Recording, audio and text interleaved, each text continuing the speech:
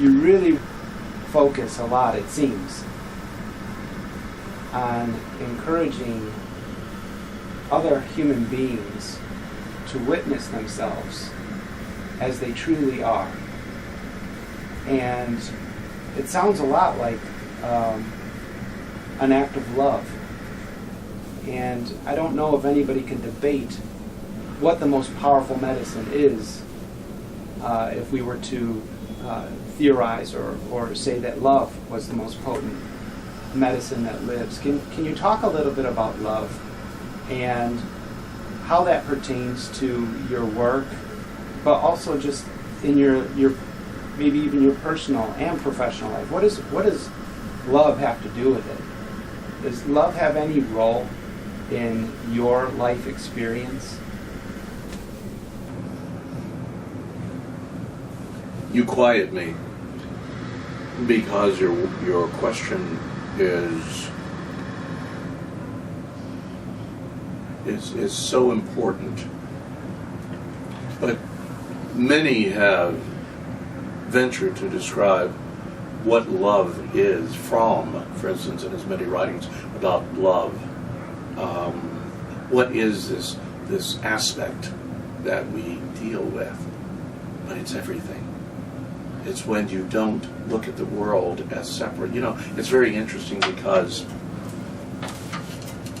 Einstein must have inculcated this numerous times when he said energy is a constant. Form changes, but energy is a constant. And we keep saying that, but we have always thought in terms of energy, be it you being an energy, somebody else being an energy, someone else being an energy. We've broken it up and not allowed it as a constant. And so what makes us possible is that we are constantly, consistently love. We are all joined together. We are not segregated, separated, dissected in a manner that causes us to ignore each other. There's this bond that draws us together in an absolute knowing, and it's quiet. I think that what happens is when people will tend to ask me, they'll say, well, how can that be? And I'll say, well, look at it this way. It's a difficult concept, but let's look at it this way. Think in terms of the energy being the ocean, and each one of us are waves in the ocean. Being a wave doesn't remove us from the ocean. It simply makes us an elevated part of the ocean or whatever. And when our wave is done, we go back to the ocean. It's important to know that we are all bound and gathered through our lovingness. This is where the soul meets itself. It's ego that takes us into the wave. And we sometimes forget that the wave does not determine the ocean. But in actuality, and I'll go back to Wilber's concept of the holone, that a holone is not a part or not a whole. It's a whole part. So we can't be 100% the fraction, and we can't be 100% the whole. We must be a whole part, knowing all of ourselves, knowing everything about ourselves, which means that I don't make determinations about your life. I simply witness, observe, and ask if you're fulfilling that which draws you to the peace of being.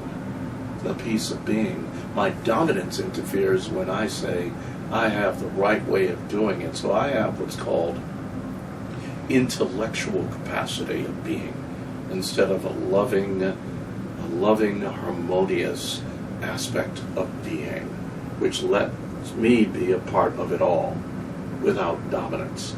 And so when you're healing someone, I think it's even important not to make determinations that this energy blockage is cancer, this energy blockage is cardiovascular, this energy blockage is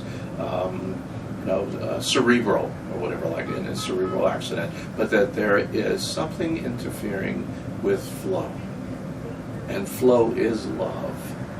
Flow is creative. So we use within the individual self, not a mechanical tool, but imagination.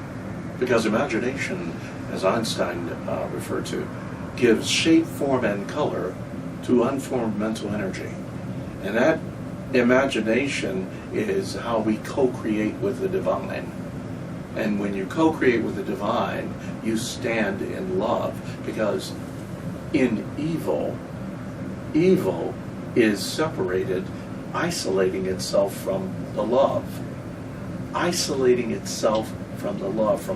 I'm outside of the flow. And so if you're outside of the flow, you can't be in the process of illumination, growth. It's very interesting in that to think in terms of how brilliant light is, and light is one of the children of love, that it is, light can go into darkness, but darkness cannot go into light. So love takes us everywhere. Love is the answer to it all from a vibratory aspect. Because here's the thing, I can eradicate all the rules and regulations that institutionalized religiosity may offer by one thing: can I love? Because if I love you, if I love, I won't harm. I won't harm that which I love. It's when I convince myself that something's not lovable that I can harm it. So, to your question, I say that love is vital, and it's vital for the healer. And why is it so vital? Because the healer must first of all realize that I must love myself and join you in your love, and find out what areas are cloaking itself or adumbrating itself from the flow of love that you need inside of you. And let me help you with it so that I can empower you. I hope I answered your question. Absolutely. Oh, good. Okay. Absolutely. And I think I just have maybe a couple more questions. If that's Oh, listen, I'm enjoying this. Where's the tea? I know. So here's my next question.